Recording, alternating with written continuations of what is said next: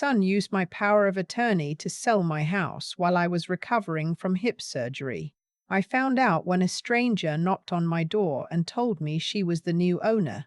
I'm 73 years old. I've lived in the same house in Decatur, Georgia for 31 years. I planted the dogwood tree in the front yard myself, but when my knees still let me do that kind of thing. I know every creak in the floorboards, every draft that sneaks under the kitchen door in January.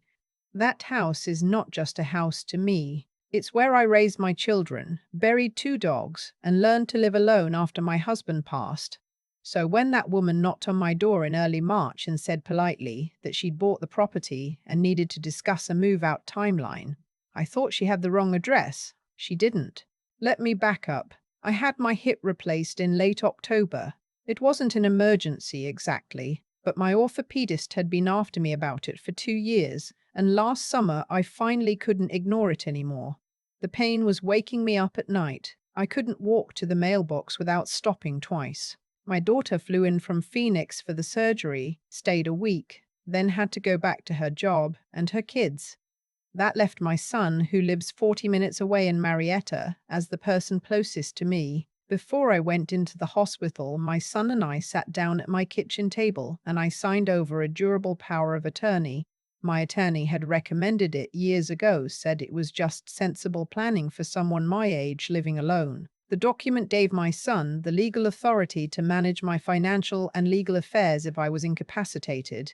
I trusted him. He's my son. I trusted him his whole life. The surgery went fine. Recovery did not. I developed an infection in the incision site about 3 weeks in, and that put me in a rehabilitation facility for nearly 2 months instead of the 3 weeks we'd originally planned. I was in pain, I was on antibiotics that made me foggy, and I was completely focused on learning to walk again. My son visited maybe 4 times during those 2 months. Each time I asked him about the mail, about the utility bills, about whether the neighbor's boy was checking on the house like I'd arranged. He said everything was fine. Don't worry, Mom. Everything's taken care of. I believed him. I came home in mid-January. My daughter-in-law picked me up from the facility because my son had a work thing he couldn't miss. She was pleasant enough in the car, asked about my physical therapy schedule, said she was glad I was doing better. She did not look at me once during the 40-minute drive. I noticed that, but I was tired and I put it down to her just being distracted. The house looked fine from the outside. I went in, sat down in my own chair for the first time in 2 months, and cried a little from pure relief.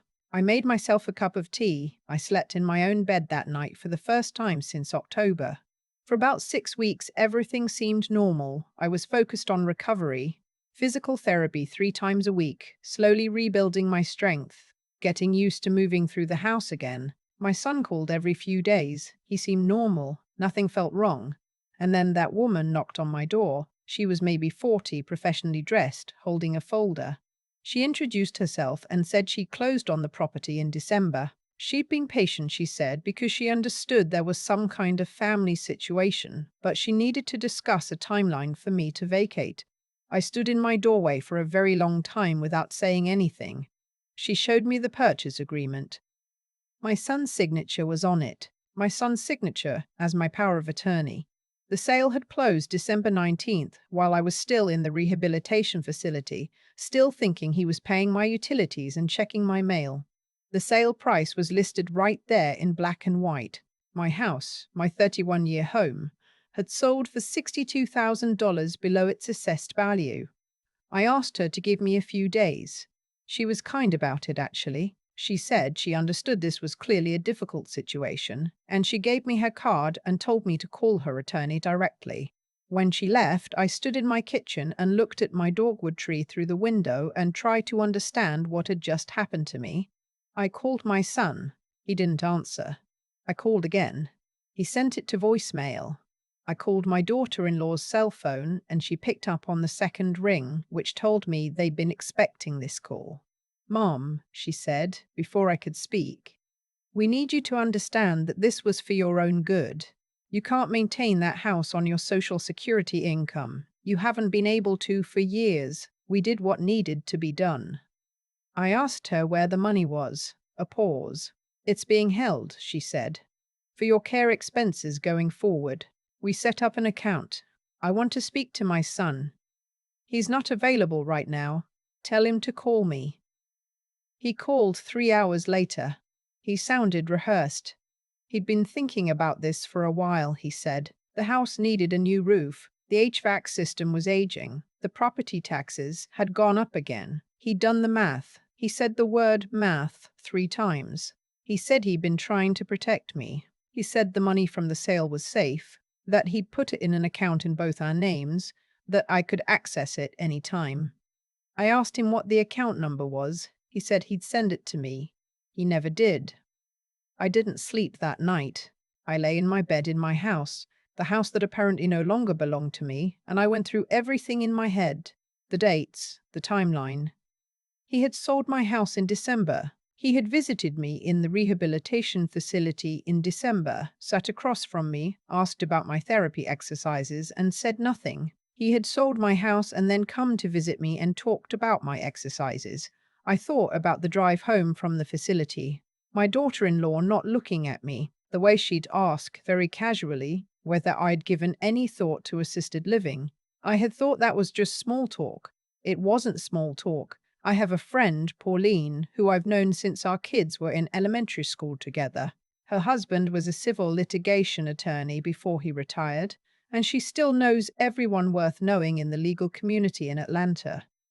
I called her the next morning at 7:30. She told me to call a specific attorney downtown, said he handled elder law and estate disputes, and said to tell him she sent me. His name was Mr. Caldwell. His office was on Peachtree Street. I drove myself there, which was the first time I'd driven since October, and my hands shook a little on the steering wheel, but I made it. I sat down across from Mr. Caldwell, and I put the woman's card on his desk, and I told him everything. He listened without interrupting. When I finished, he was quiet for a moment. "You said the power of attorney was durable," he said. "Yes." "Do you have a copy of it?" I had brought my copy from my files. He read it carefully. "The scope of this document," he said slowly, "is broad. It does give him authority over real property transactions." He looked up at me, "But that authority is meant to be exercised in your best interest. Selling your primary residence significantly below market value, without your knowledge, while you were incapacitated, that is a significant problem. There's also the question of what happened to the proceeds. He says he put it in an account. He won't give me the account number." Mr. Caldwell wrote something down. "I want you to go home," he said. "Write down everything you can remember, every date, every conversation, every visit. And I want you to not contact your son again until we speak." "Can you do that?" I said I could. I went home and I wrote for 4 hours. Dates and times and exact words, as close as I could remember them. I wrote down the December visit, what he was wearing, what we talked about. I wrote down every phone call from the rehabilitation facility. I wrote down the drive home with my daughter-in-law and the question about assisted living. Mr. Caldwell filed a petition in the Fulton County Probate Court to have the power of attorney revoked on the grounds of abuse of authority. He also sent a formal demand letter to my son requiring a full accounting of the sale proceeds within 30 days and disclosure of the account where the money was held. He filed a separate complaint with the Georgia Department of Human Services Adult Protective Services Division. He told me that financial exploitation of an elder by a family member is a felony in Georgia under statute, and that what my son had appeared to do fell within that definition. My son's attorney responded within 2 weeks. They claimed the sale was entirely legal and within the scope of the power of attorney. They claimed the proceeds were being held in trust for my care. They sent over what they called an accounting, a document showing the sale price, certain deductions for administrative fees and care coordination, and a remaining balance. The remaining balance was less than $30,000. My house had sold for just over $308,000. I sat in Mr. Caldwell's conference room and read that accounting 3 times. "Where is the rest of it?" I asked. "That," he said, "is the question." The legal process that followed was neither fast nor simple. My son hired a real estate attorney who argued that the sale price had been fair market, though an independent appraisal we commissioned showed it had been undervalued by at least $68,000. There were depositions, there were document requests. My daughter-in-law's financial records came into the discovery process, and what they showed was not a trust account for my care. What they showed was a significant down payment made in November on a vacation property in Blue Ridge and a kitchen renovation completed in February. The timing was not subtle. I also found out, during discovery, that my son had attempted to change the beneficiary on my life insurance policy in November. The insurance company had flagged the request because they required my direct signature and couldn't reach me at my home number. Because I was in a rehabilitation facility, he had tried twice. Both requests were denied. I don't think he knew they'd kept records. Adult Protective Services conducted their own investigation. A caseworker named Miss Thibodeau came to my home twice and interviewed me for a total of about 4 hours. She was thorough and she was kind, and she did not make me feel foolish for what had happened. She said, very gently, that financial exploitation by adult children was one of the most common forms of elder abuse in the country, and that people who experienced it were rarely naive, they were simply trusting, and trust is not a character flaw. I have thought about that a lot. The case settled out of court 14 months after I first walked into Mr. Caldwell's office. My son's attorney negotiated a settlement under which my son and daughter-in-law were required to pay restitution of $214,000 to be disbursed to me in 2 payments. My son surrendered his authority under the power of attorney permanently. He entered a pre-trial diversion program, which meant that if he completed its requirements, financial counseling, community service, and 2 years of supervised probation, the felony charge would not result in a conviction on his record. Is that justice? I've asked myself that question more times than I can count. The woman who bought my house had purchased it in good faith, and Mr. Caldwell told me early on that undoing the sale itself would be complex and potentially unsuccessful. She had her documentation, her closing, her deed. The law, in this case, was not on my side in that particular fight. I still live in the house. I negotiated a 12-month lease with her at a fair rate while everything was resolved, and then I used part of my restitution to purchase a different house, a smaller one, 4 miles away. It has a yard. I planted a dogwood tree in the front in April. My son completed the pre-trial diversion requirements. I know this because his attorney sent Mr. Caldwell a notice. My son has not called me. I have not called him. My daughter flies out every few months, and we don't talk about her brother much. When we do, she is angry in a way that I think will take her a long time to work through. I don't push her. I have been asked, since all of this became known among people who know me, how I didn't see it coming. The honest answer is that I did see some things, and I explained them away. I saw the way my daughter-in-law looked at my house sometimes. A measuring look is the only way I can describe it. I saw the way my son had started asking in the year before my surgery whether I'd ever thought about downsizing. I noticed that the questions got more frequent after my husband died and the house became mine alone. I noticed all of that, and I told myself it was just concern. That's what you do with the people you love. You translate their behavior into the most generous version of itself. What I know now that I did not know then: a durable power of attorney is a powerful document, and it can be a dangerous one. Before I signed it, I did not understand what it could authorize, or under what circumstances, or without what safeguards.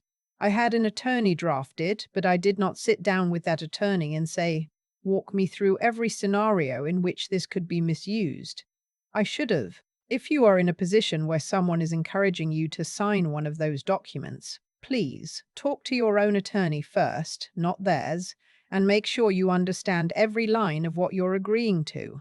I also didn't know that Georgia law has specific protections for elder financial exploitation, and that Adult Protective Services can open an investigation even when the person doing the exploiting is your own child. I didn't know that financial records can be subpoenaed in civil proceedings, or that a failed attempt to change a beneficiary designation leaves a paper trail. I know all of that now. My new house is quieter than the old one. The floors don't creak the same way. The light comes in from different angles, and I'm still getting used to where to put things. Some mornings I make my coffee and stand at the kitchen window and feel, briefly, the particular grief of losing something that should never have been lost, not to time or illness or ordinary life, but to the deliberate choices of someone I would have done anything for. But I'm here. I'm in my own home, in my own name, with my own keys. And the dogwood tree I planted in April, it's going to be beautiful in the spring.